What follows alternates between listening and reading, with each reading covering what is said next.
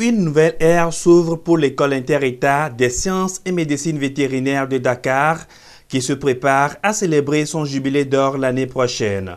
50 ans au service de la santé animale et du bien-être des populations. La 46e session ordinaire de l'institution à Lomé a permis d'adopter des tests qui vont permettre de réorganiser et redynamiser les activités de cette école pour les prochaines années. La direction générale de l'ESMV a reçu le quitus pour sa gestion financière de l'exercice 2016 et le budget 2018 adopté par le Conseil est estimé à plus d'1,350 milliard de francs CFA. La Mauritanie va accueillir la 47e session ordinaire de cette institution et elle mesure déjà la portée des assises de Mauritanie. Je crois que les Togolais ont mis la barre très haute en ce qui concerne l'organisation, l'accueil, parce que vraiment on a été dans des conditions très optimales.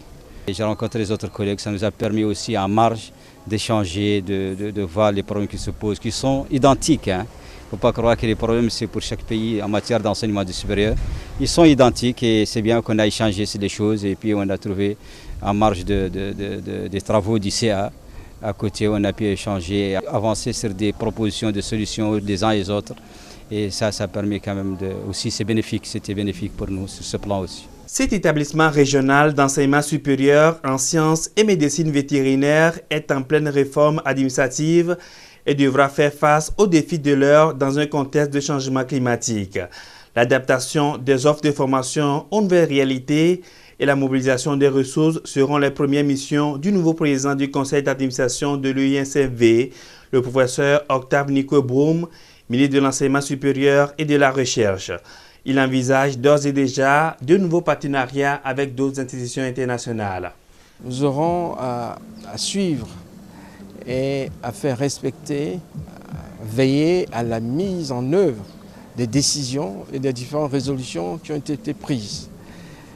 Dans l'ensemble, toutes ces mesures visent à hisser toujours plus loin l'école, de faire en sorte que les missions qui lui sont assignées soient pleinement assumées, accomplies dans l'intérêt de nos populations respectives. Mobiliser toujours plus les ressources, développer les partenariats scientifiques au travers du monde, de façon à avoir les meilleurs experts pour accompagner la formation des docteurs vétérinaires qui doivent être formés en plus grand nombre. Le conseil d'administration va désormais se pencher sur la révision des tests fondamentaux de l'école ainsi que son plan stratégique. La concession de toges et de logos spécifiques de l'EISMV a été annoncée et sera présentée à la prochaine session ordinaire à Nouakchott, en Mauritanie.